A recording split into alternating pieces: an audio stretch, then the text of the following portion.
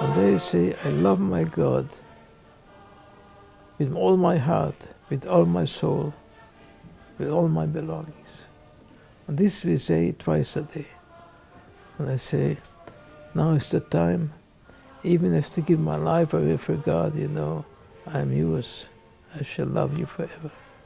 And I felt my faith got even stronger, because I've seen wherever I went, I had two angels, one of the right and one of the left, who were protecting me. I was in situations most terrible, was hopeless the situations. And God willing, I got out of there alive. Rabbi Cohn has been recognized for his heroism by the Jewish Partisan Educational Foundation, by Yad Vashem, and by the Kleiman Family Holocaust Center. Romi Cohn grew up in the 1930s in the town of Pressburg, now Bratislava, in Slovakia.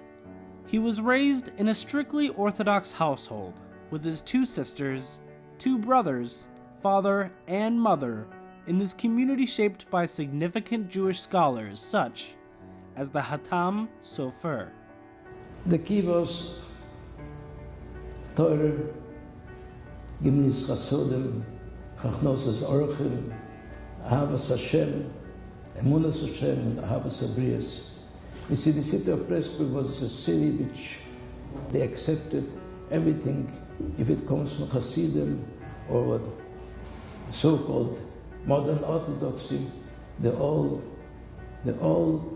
those fractions, there were no difference at all. The same Ahave, the same Achve, which we had. There was no such thing as distinguish between one person and the other. Ahavas Hashem was something which is above everything else. Romi regularly attended synagogue, assisted with his family's business, and lived among a diverse neighborhood. Neighbors were our best friends. We employed in our business Gentiles, Germans, or Hungarians. There was no difference. We all lived together with harmony. But in 1938, when Romi was 10 years old, members of Hitler's Third Reich invaded Bratislava, and Romi began to witness the changing mentalities of his young friends. Over the next few years, members of the Nazi militia group, the Hlinka Guard, started to persecute the Czechs, Hungarians, and Jews on the streets and in the classrooms. Of course, there was a high school, and there was that time where the gate there, iron gate, so to protect just in case. They came in, they broke the gate, they came into the classes. They started to beat the teacher, the children, they all laying, bleeding on the floor. I was lucky, my seat was next to the window, so I jumped out the window and I got saved. With the German and Slovakian youth terrorizing the town's Jewish population, and the impact of the Nuremberg anti-Jewish laws settling in, life began to change for the worse for young Romi and his family. Came laws. They took away all the civil rights. And gradually, every week by week, they came around. A Jew cannot have a bicycle. A Jew cannot employ Gentiles. And gradually, little by little, till finally they came and Jews cannot own any business. They had to turn in all your jewelry, and bank account was confiscated. Eventually, the laws banned Jewish families in Pressburg from owning their own houses, and they were forced to move out so that other Gentile families could move in. While Romi's family was given an economic exception and remained in their home along with Romi's grandparents and other sheltered families, the decision was made to smuggle young Romi into Hungary. Because Romi's family knew that he'd likely never return, they sent him away with the responsibility of saying a small prayer for them. My mother said, if we all have to die, we're willing to do that, but I would like to have at least a Kaddish. Somebody should say Kaddish after we are dead. Since I was the oldest, so they're trying to find a way I should be able to escape, that they should have a Kaddish.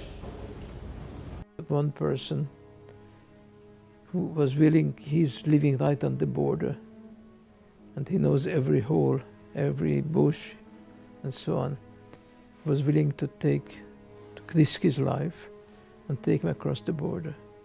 Now we are home now with my father and my mother, with the children, my sisters and brothers, and I look at each other. They know that they'll never see me again. And I know that I'll never see him again. Finally, the guy said, let's go. And I left. When Romi was successfully smuggled into Budapest in 1942, the struggles had only just begun, as he now faced the reality of finding food and a place to sleep. Romi would eventually convince a local rabbi to allow him to hide within the city's synagogue. Finally, I begged him, please. So he said he opened up, there was a door to the attic, not to the attic, underneath shingles, the beams. I was freezing at night, tongue curling into my coat, frozen through and through. So this is the way I spent my time in Hungary. One day, I come home and I see my friends standing against the wall, shivering. And I said, Hugo, what's going on here? They didn't say a word, they kept quiet. Then I saw a middle-aged man on the room, and he says, you are also one of the people who live here? Get your stuff and get out of here. This was around 10 o'clock at night. So I told him, please have mercy. If we go out 10 o'clock at night, the first call, the police will stop me, we are finished. Let us stay here till the morning and we leave. No way out of here. I went on the floor, his legs, was crying, please have mercy, let us till the morning. Says, get out of here, didn't want to hear nothing. I went to the kitchen. I took out one of the biggest butcher knives he had, and I came to him, holding my knife. He says, you want to kill me? If you kill me, you're going to kill me right in front of your fathers, and your father and your father's house. We're not moving till the morning. Then he finally let us stay. Luckily, Romi found a more comfortable home in a Jewish school in Nitra, which came to be known as the Jewish Vatican, for serving as a safe haven for Jews to hide and continue their studies. So I went to the dean and asked him, I want to go to Bratislava, to Pressburg, to get myself papers that I'm a Gentile. Upon arriving in Pressburg, now with false Christian documents, he informally joined the underground resistance, where he was able to get German stamps and seals for desperate Jewish families with invalidated Christian documents. So what happened is, I was going on the streets, and I met people who were also on papers, but they have to go to the Gestapo on a holiday. There's a tremendous chance if they're going to come out or not. So I collected those papers, I brought them with me to that building, which was the municipal building. This was also, first floor was the Gestapo headquarters. And there were all the papers and so on. So at night, my man went up to the office, he had the keys there, and stamped everything. I needed new papers. I gave him the picture there, he put it on, and now I have to sign it. I signed it, I think better than him himself. But after some time, suspicion grew, and pictures calling for Romi Cohn's arrest began popping up all over the town. To protect him, the underground forged him a false travel order to send him to a German outpost that connected him to the partisans hiding in the mountains there. Disguised under the Christian name Jan Kovic, he would be protected from the anti-Semitism that existed among Slovakian partisans. I got myself a permit, a travel order from the Gestapo. And the travel order means I am also part of the Gestapo. So anybody I show this document, they saluted, the biggest respect, they clicked the boots, and I got on the train, and I finally got to my destination. This was right at the border where the partisans' territory starts, and this was the last outpost from the Germans. There was a river there, the Hron River, and I come into the German outpost, and I went across the little wooden bridge, and arrived in that little town. So walking on the street, and I needed my contact. So I asked a woman, tell me, where is this person, where is those people living? So he says, young man, you can't walk at night on the street. The partisans going to shoot you. You can't do that. Anyway, this was the nicest, sweetest words I heard since 1942. And so, Romi fought with the partisan brigade, capturing and executing SS officers while successfully pushing the Nazi armies westward. There was a rule when you caught the Nazis, the person who caught them, he had the privilege to execute them. And I brought in 2 Nazis. Of course, I brought them in, and they kept them for a couple of days to get from them information, questioning them. When it came to the execution, I had my friend with me, and we carried long knives in the boot beside the guns. This was customary.